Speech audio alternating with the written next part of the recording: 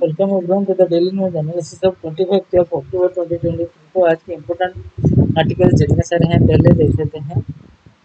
Bhutan and China makes progress in border talks, crossing a line in Indian Canada bonding that is in danger of snapping, mitigating tragedies in the Himalayan region, how Olympic cities are selected, understanding the components of the SIM card, its functions and workings, then center introduced DNA face matching system at the police station across the country. Would level to have QR code to help visually disabled. Then Sri Lanka announces three visas for Indian to boost tourism. World Bank से बंगा से geopolitics poses biggest but not only risk to world economy.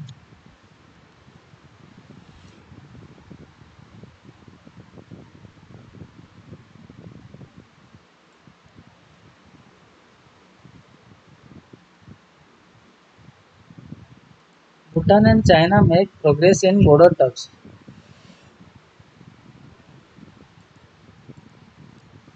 Bhutan and China held their 25th round of boundary talks on Tuesday, which has been held up since the previous round in 2016, even as Bhutan's Foreign Minister Tandi Dorji met with Chinese Foreign Minister Wang Yi in Beijing, with both sides saying they want a deal on democratic demarcating, demarcating, sorry, demarcating the boundary zone. Significantly, this was the first official visit to China by the Bhutanese foreign minister, and holding the long pending talks indicated that substantive progress had been made by the expert groups of the officials from both the countries. The boundary talks were held by Dr. Dorji, Minister for Foreign Affairs and External Trade and Bhutan, and Son Weidong, Vice Foreign Minister of China, who signed a cooperation agreement outlining the functioning of a joint sorry, Joint Technical Team (JTT) on the delimitation and demarcation of the Bhutan-Chinese boundary, which has been agreed in August. A joint press release issued in Beijing and Thimphu said, Dr. Dorji was accompanied by Bhutanese Ambassador to Indian Major General G. Namgyel, retired, and Bhutanese Foreign Secretary Pema Koden. A statement by the Chinese Foreign Ministry said Mr. Wang also expressed the hope that the countries would establish diplomatic relations, something Bhutan has held out on thus far, as it does not have ties with any UN Security Council permanent member P5 country. The conclusion of the boundary negotiations and the establishment of diplomatic relations between China and Bhutan fully serve the long-term and fundamental interest of the country and nation of Bhutan. Mr. Wang, who is also a Politburo Politburo member and director of the Chinese Communist Party's Central Foreign Affairs Commission, said, according to the Chinese Ministry of Foreign Affairs statement. While India has said in the past it very closely follows the talks as it pertains to its security, especially near the train junction point near Doklam, the Ministry of External Affairs did not comment on Bhutan Foreign Minister's visit to China.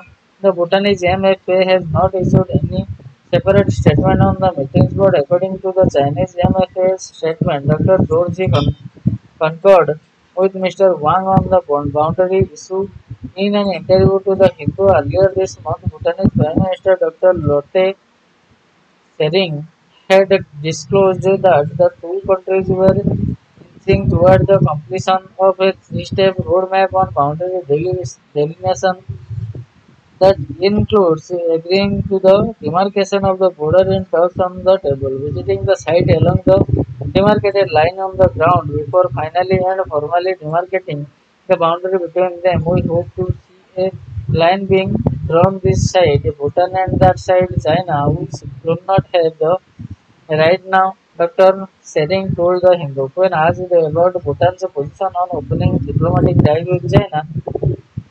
Dr. Sering had been non-committal, saying theoretically, how can Bhutan not have any bilateral relations with China? The question is when and in what manner.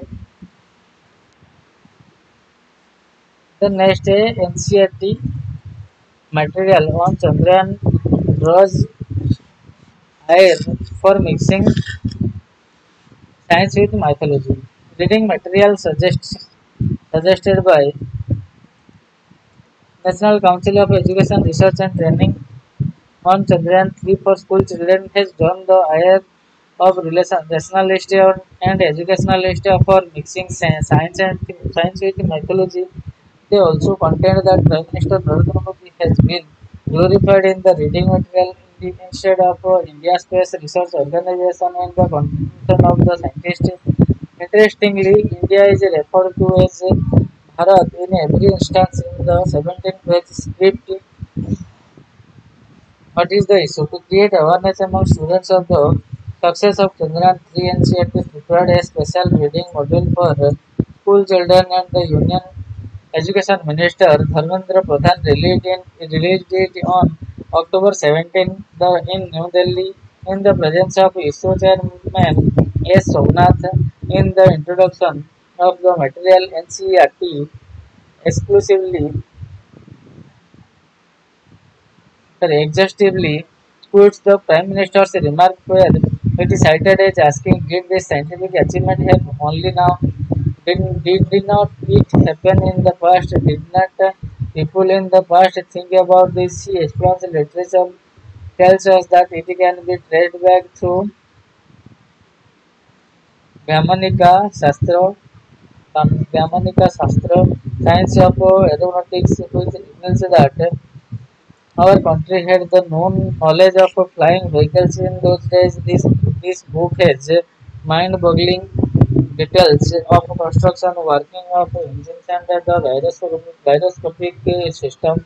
Further, the reading module narrates the mythological story. The Vedas, the oldest of the Indian text, makes a mention of various gods being transported on wheeled chariots pulled by animals, usually horses, but these chariots could also fly. Educationalists and students organizations have criticized this reading module and opined that instead of creating scientific temper in the school children, the unit government was trying to impose their saffron ideology, blending mythology and science through NCERT. Speaking to the Hindu,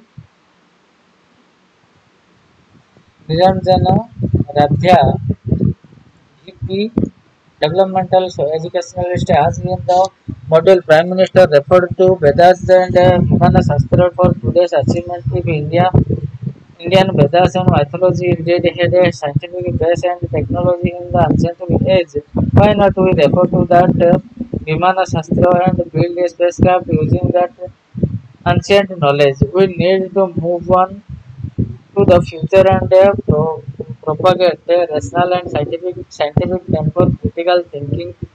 Ajay Kumar, Karnataka State Secretary of Student Organization AIDSO, said this type of unscientific arguments are the bane of the scientific studies that are going on in our country. It destroys the scientific spirit and logical thinking of students. Therefore, we demand the institute to withdraw the reading module immediately.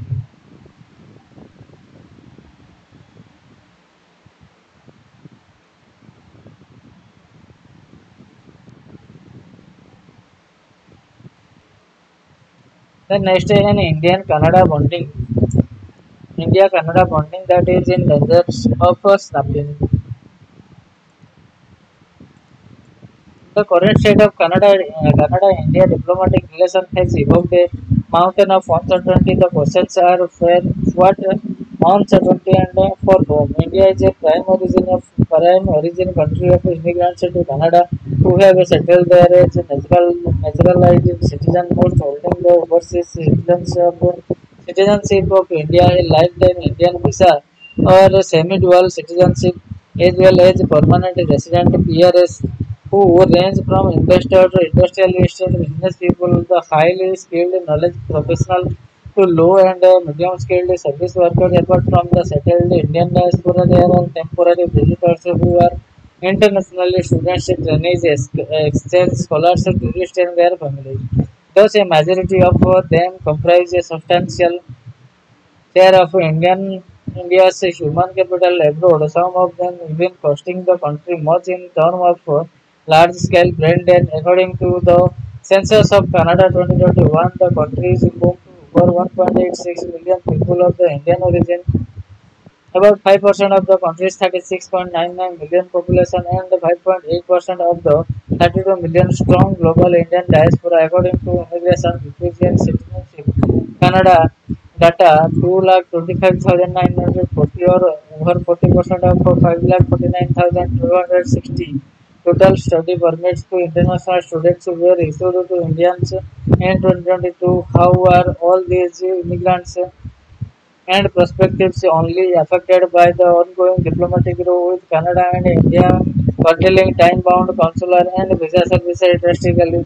The Global Compact on Migration, Canada and India are not only members of the Commonwealth but also signatories to the Global Compact for safe, orderly and regular migration agreement that was adopted at an intergovernmental conference on migration in Marrakesh, Morocco in December 2018, a result of the three-year-long parleys by civil society to incorporate migration in the global development agenda, otherwise cocooned by a hyped notion of exclusive sovereignty to be guided and flagged by every United Nations member state. It is a landmark sequel to the Sustainable Development Goal among the 23 objectives of the Global Compact for safe, orderly and regular migration aimed at making migration safe, orderly and regular. Worldwide objective number 19 is noteworthy to create conditions for migrants and diasporas to fully contribute to sustainable development in all countries. For the questions are who is to create those conditions for empowering migrants and diaspora, for what contribution to be fully realized and for whom. The obvious answer are the origin and destination country, government remittances and investments in transfer of knowledge and return migration for development engagement for the two countries and their migrants and their families and their diaspora members. Remittances to India are from mainly migrants workers in the West Asia, the Gulf countries, PRS and diaspora members in the developed countries such as Canada are the source of investment in both countries in 2022. India was Canada's 10th largest bilateral trading partner, exceeding $13.7 billion. Canada was India's ninth largest partner with export of up to $5.3 billion. Similarly, visitors from India constitute Canada's fourth largest international air travel market. Many of these traders and investors are members of the Indian diaspora in Canada. In 2021, Canadian visiting India spent $93 million and tourists from India exceeding 89,500, the highest from any single country, spent $3.4 billion in Canada. In 2022, Canada and India agreed to remove restriction on the number of bilateral flights, which was previously limited to 35 per week. Now there is practically a travel ban with visa insurance withheld and or restricted on both sides, rekindling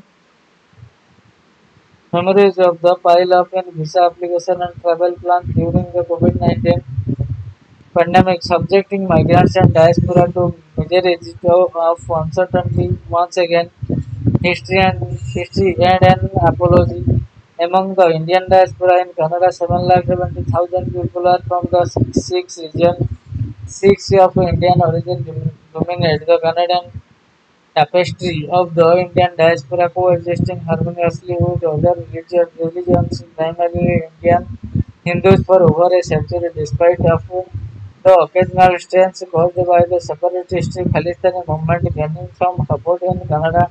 The long ties between the Indian diaspora and Canadian society have survived One need to go back in the history to the tragic incident of May 23, 1914 when the steamship SS Kumagata Maru arriving in Vancouver with 376 Indian passengers were denied entry due to the colonial British laws. In Canada, the passengers were primarily Sikh from Punjab, but there were also Hindus, Muslims, and Christians were also hoping for new life in Canada. A century later, the Canadian government of building multicultural values enshrined in the Canadian Charter of Rights and Freedom played a constructive role on May 1, 2014. A stamp commemorating the 100th anniversary of arrival of SS Kumagata Maru was released by Canada Post, and on May 18, 2016, the Prime Minister of Canada, Justin Trudeau, delivered a formal statement of apology in the House of Commons for the Kumagata Maru incident. He emphasized the point that the Canada's rich diversity was a source of influence for the country. He said the Kumagata Maru incident is a stain on Canada's past, but the history of our country is one in which we constantly exchange ourselves and each other to extend our personal definitions of who is Canadian. We have learned and we will continue to learn from the mistakes of our past. We must make sure to never repeat them. Impact of the people rights. Suddenly, all that bonding seems to be on the brink of a snapping. Unfortunately, the present diplomatic tensions between the two governments seem to be undermining Objective 19th of the Global Compact for safe, orderly, and regular migration, and cast have cast a should over migrants and diaspora in terms of uncertainty about their own status in Canada and India. If the issue is not resolved soon, the strain in the ties would irreparable erode the cherished values of trust, time, and loyalty to the detriment of global impact for safe, orderly, and regular migration and SDGs globally.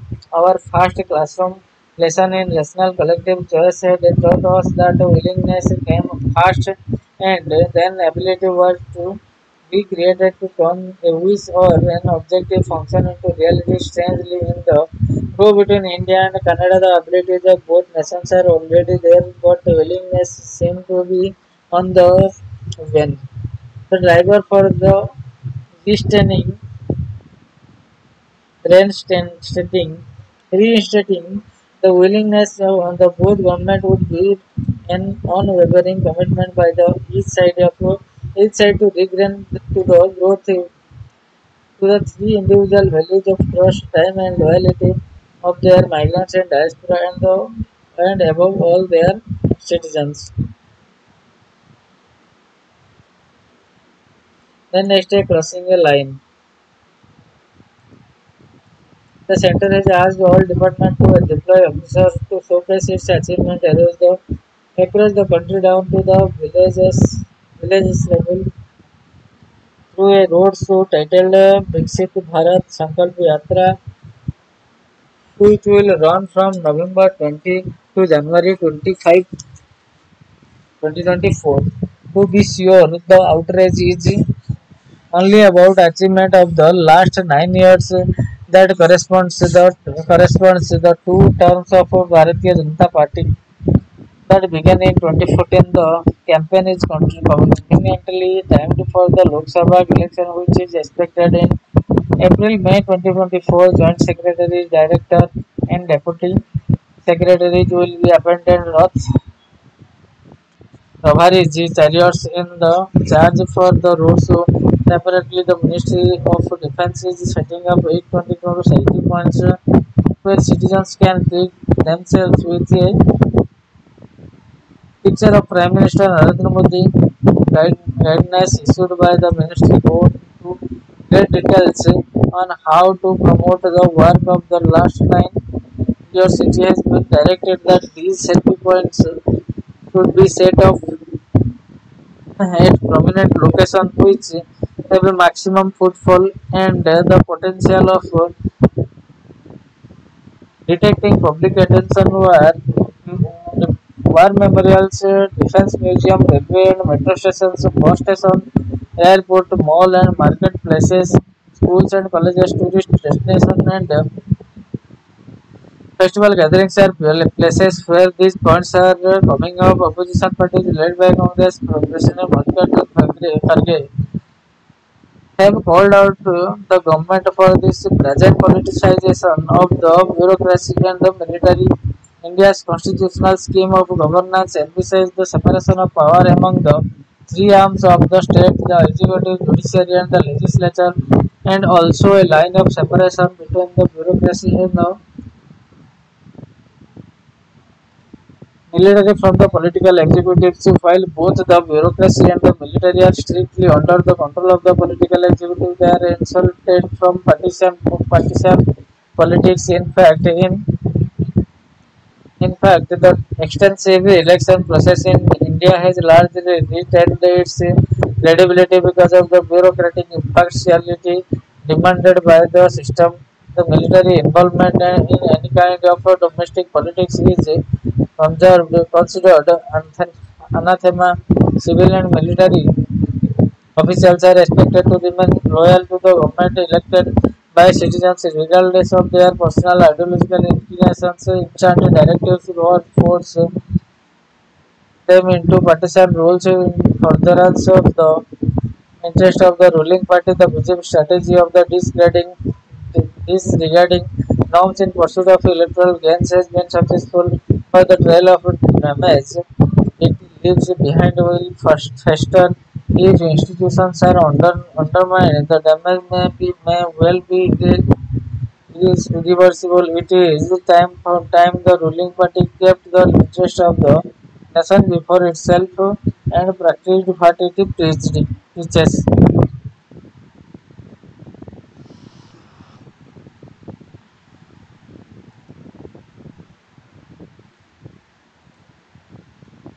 Mitigating tragic tragedies in the Himalayan region.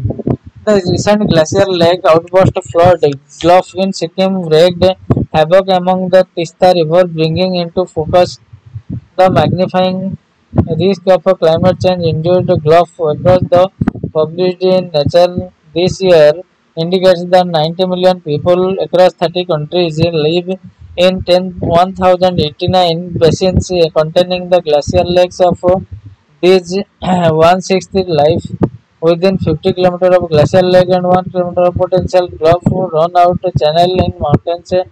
Hazard often occur in a cascading fashion. Heavy rainfall triggers a landslide which may in turn cause a glacial lake outburst and more landslides downstream and create conditions for flash floods. Predicting this chain of events is difficult. Institutional awareness of these risks is increasing, but the challenge is to evolve a system to mitigate risk from such hazards and provide early warnings.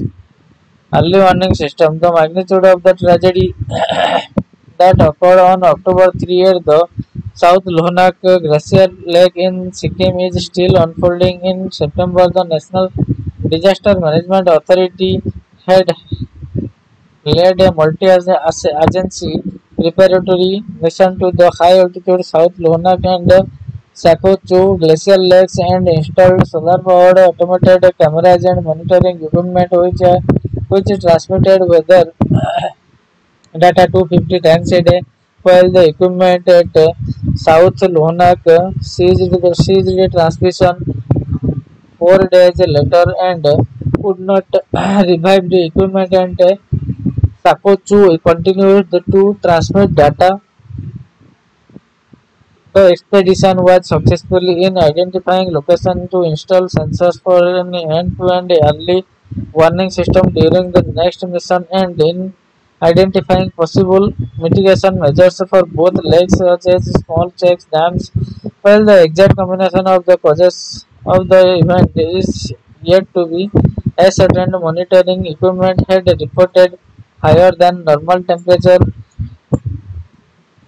of 0 degree to 5 degree centigrade in 4 days. Data was received as exceptionally warm for Himalayan glacier. Scientists are gravitating towards the view that the key trigger in the process chain of the disaster was the collapse of a huge mass of rock moraine from the northwestern bank of the lake. Assessed to be more than a quarter million cubic meters in the volume, it displayed a significant volume of meltwater, widening the river mouth at the eastern end, resulting in flash flood. The Himalayan region is susceptible to a range of hydrometeorological, tectonic, climate, and human-induced mountain hazards. Each of them requires an extensive set of monitoring, mitigation, and early warning strategies. The process chain of glacial melting is adequately mapped. However, the magnitude of a glacier and a temporal variation in glacier recession make monitoring and estimation of the risk more difficult. The enormity of the challenge is seen the National Remote Sensing Center (NRSC) glacial lake atlas of 2023. Three major river basins of the Indus, Ganga, and Brahmaputra are host to 28,000 glacial lakes greater than 0.25 hectares in area in 5 countries. Of these, 27% are in India, thus in 6 states and union territory. This region has witnessed a catastrophic Gulf event in the past few decades. Many geotechnical solutions for mitigation of a Gulf have been tried globally, including excavating channels for regulated discharge drainage using pipes and pumps, slip spillway construction, and setting up the small catchment dams to cut the speed of outflow. But in practice, conditions above 5,000 meters above the mean sea level create formidable challenges such as inaccessibility, impossibilities in transporting and returning excavation and excavation equipment, strong winds, difficulties in sourcing power and connectivity, and vandalism. These measures are arduous and labor intensive yet need to be implemented across high risk lakes.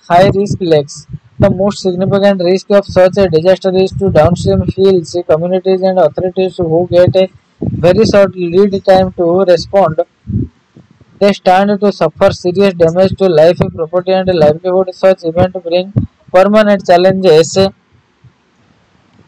0 to 5 degrees centigrade in 4 days. The data was received exceptionally warm for Himalayan glacier. Scientists are gravitating towards the view that the key trigger in the process chain of a disaster was the collapse of a huge mass of rock moraine from the northwestern bank of Lake assessed to be more than a quarter million cubic meters in volume. It displayed a significant volume of water, widening the river mouth at the eastern end, resulting in flash flood. The Himalayan region is susceptible to a range of hydrometeorological, tectonic, climate, and human-induced mountain hazards. Each of them requires an extensive set of monitoring, mitigation, and early warning strategy. The process chain of glacier melting is adequately mapped. However, the multitude of glacier and temporal variation in glacial recession makes monitoring and estimation of the risk more difficult. The enormity of the challenge is seen in the National Remote Sensing Center (NRSC) glacial lakes atlas of 2023 major river basin of Indus, Ganga, Brahmaputra host to 28,000 glacial lakes greater than 0.25 hectare in areas. The 5 countries of these 27% are in India in 6 states and Union Territory. The region has witnessed a catastrophic Gulf event in the past few decades. Many geotechnical solutions for mitigation of Gulf have been tried globally. These measures are arduous and labor intensive yet need to be implemented across high risk lakes.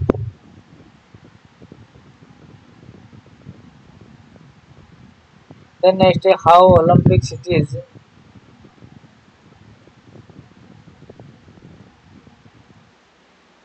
are selected.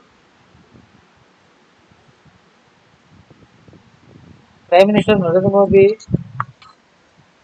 publicly declared India's intention to host Olympic Games preferably in 2036 during the opening ceremony of the 141st International Olympic Committee IOC session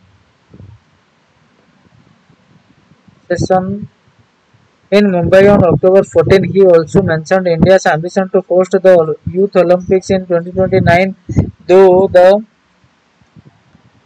quadrennial event is currently scheduled for 2030. Only three Asian countries have ever hosted the Olympics: China, South Korea, and Japan, with Japan hosting the Games twice in 1964 and 2020, with India throwing its hat into the rings. There are at least five confirmed countries interested in hosting the 2036 Games and nine others reportedly in various stages of preparation and discussion internally and with the IOC. If India does manage to outbid the competition, it will be the first big ticket multidiscipline sporting event in the country since the controversy marred a Commonwealth Games CWG in 2010.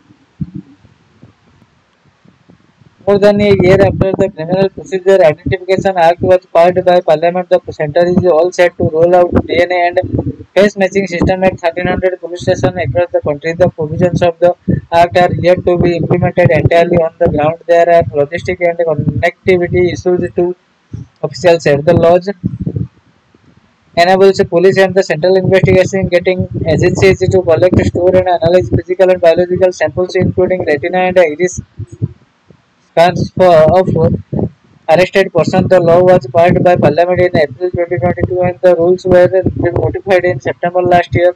The National Crime Record Bureau (NCRB), central organization tasked with rolling out to the Act, was assigned the task of finalizing the standard operating procedure to be followed by the police officials through the Act, and their rules do not explicitly mention the collection of DNA samples and face matching procedure. The NCRB in meeting with state police officials informed them that the said measures would be rolled out in around 1300 locations spread across the police districts, commissionerates, and special investigation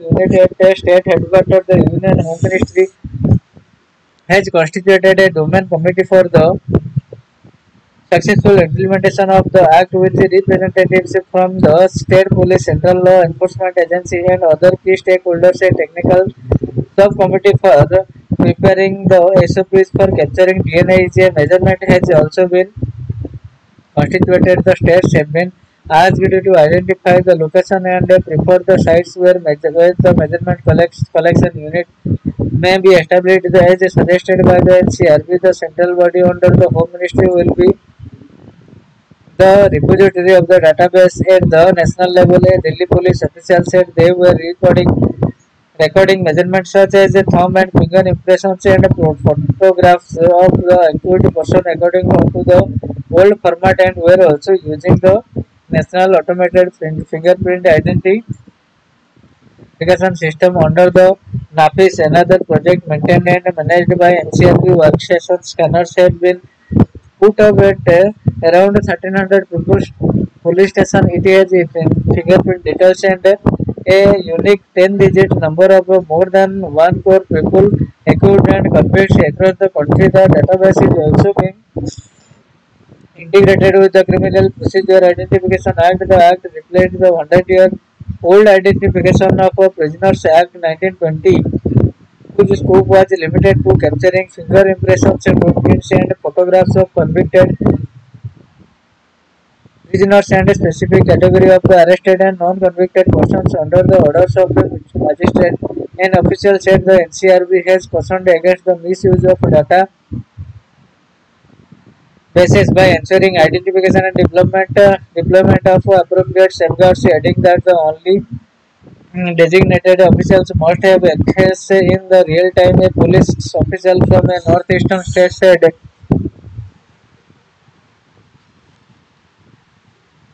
training and resources were teething problems. The police are often short on funds to do the home ministry will bear the cost of hardware and others, and the Cost of secure internet lines and other operating costs will have to be borne by the state, the official said. The NCRB has said the tools and systems used by the police could be technologically legal and forensically sound and accredited. When the act was introduced in Parliament in March 2022, the opposition opposed the bill, terming it unconstitutional and an attack on privacy. The next way, food level to have QR code.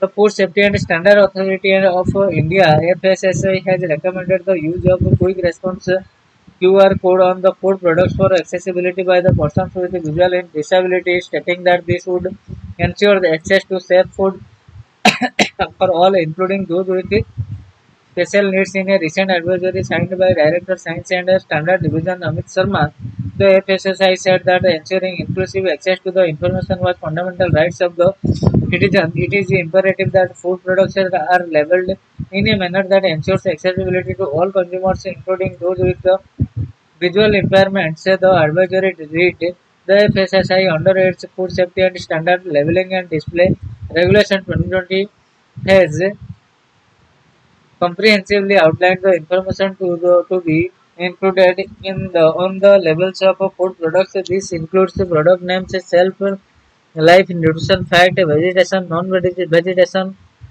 logos, ingredient list, elegant warnings, and other product specific labeling requirements. The information is aimed at empowering consumer to make informed choice when selecting food products. The Rights of Persons with Disabilities Act 2016 recognizes the rights and needs of individuals with disabilities with emphasizes accessibility and the promotion of health for persons with disabilities. The FSSI said that enhanced accessibility food business operators were encouraged to incorporate provisions that facilitate easy access to nutritional information for visually impaired individuals. One effective means to achieve this is by incorporating quick response codes on product levels. These QR codes should encompass comprehensive details about the product, including but not limited to ingredient, nutritional information, allergens, manufacturing data, best before expiry, use by data, allergen warning, and contact information for the customer inquiries. The FSSI said it added that the inclusion of QR code for the accessibility of information did not replace or negate the requirement to provide mandatory information on the product level as prescribed by the relevant regulations. Then Sri Lanka announces free visas for Indian to boost tourism. Sri Lanka on Tuesday waived visa fee for Indians and tourists from six other countries as part of its efforts to boost tourist arrivals and help rebuild the island nation's battered economy following last year's financial crash. India has remained Sri Lanka's top source market for many years. This year, over 2 lakh Indian tourists, constituting 20% of the total tourist arrival, have visited the island nation until September. As part of its decision this week, the cabinet announced implementation of a pilot project to issue free tourist visas to tourists from China, India, Russia, Thailand, Indonesia, Malaysia, and Japan until March 31, 2024. Several measures, according to a statement on the weekly cabinet decision published by the Department of Government Information. The move is part of several new programs planned for promotion of Sri Lankan tourism industry, one of the chief foreign exchange earning sector for the country. Apart from export and worker remittances, Sri Lanka's tourism sector is struggling to bounce back after three major setbacks in the last few years. The Easter Sunday terror attack in 2019, the coronavirus pandemic in 2020 and 21, and the unprecedented economic crisis in 2022. Until now, Indian tourists were changed charged $20 with their visa application online. Is the decision to issue free tourist visas is likely to boost tourist arrival, including from India, officials said. Then आज का last article जो है world bank से बंगा से geopolitical politics poses biggest but not only risk to the world economy.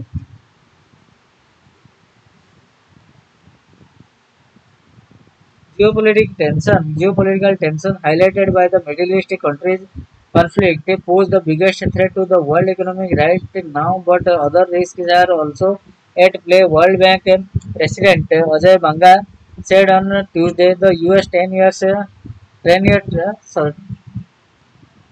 Treasury just crossed 5% briefly yesterday.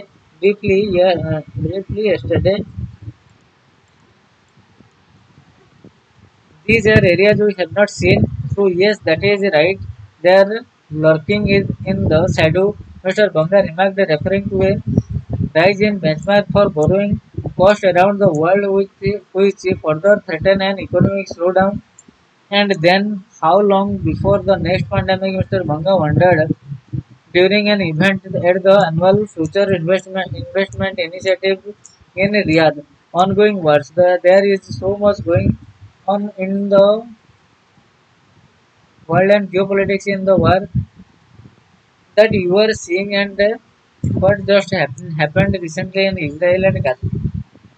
At the end of the day, when you put all this together, I think the impact on economic development is even more serious. The World Bank chief said risks tend to move around. He observed, so I would be very careful and of fixating on one and ignoring the others right now. Mr. Banga said that while everything in the developed world looked better than had been expected some time ago, I think that we are at a very dangerous juncture. He said private sector investment was needed in developing economies, but added that political risk in some of these countries remained a barrier.